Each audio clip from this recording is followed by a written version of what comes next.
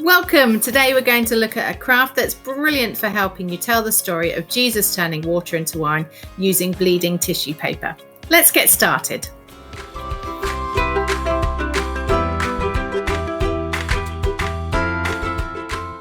So what you'll need for today's craft is crepe paper or bleeding tissue paper, just some regular paper, and then you'll need some water and paintbrushes for the children doing the craft. If you want to make some templates, then you'll need cardboard, tape, a pen, scissors, and a template. In terms of advanced preparation, it's not too much, depends how you do it.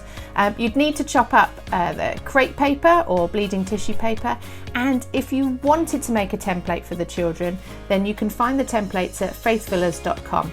You just need to print them out and then trace them onto some cardboard, like I've done here, and then you would just cut it out. Now, I think this would really depend on the size of your group. If you don't have too many children, then making templates, just a few of them would be easy.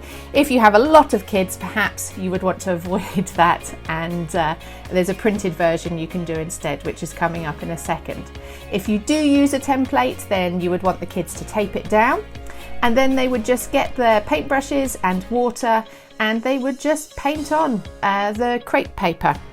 And this is what the part that bleeds through. So in this one, I've chosen slightly wine colours, more in the red than the orange, because this is for the story of Jesus turns water into wine. But if you were doing a different story or a different craft, then you could totally choose different colours. This template, I just used paper, which would mean that really it's one use. With the cardboard one, you could probably dry it out and use it again. But this one would be more one use, but exactly the same technique. You just get the paper, the crepe paper, and dab it on with water. Then this version is just printed out, so there's very little advanced preparation. It's just a picture of the jar to go alongside the story, and then you do the same again. You dab it on with the paper with some water, and then the colour will bleed through. In terms of the end result, then you just peel off the template, and you have your pretty colours underneath. For this one, it looks a little bit more blurry, so I outlined it with a pen, and I think for older children they'd be able to do this and enjoy it. For younger children, you could stick with a simpler template. It doesn't take too long to dry. I'd say at least 10 minutes, so it would be a craft worth doing. If you're doing a Sunday school session, it would be worth doing it earlier on in the session.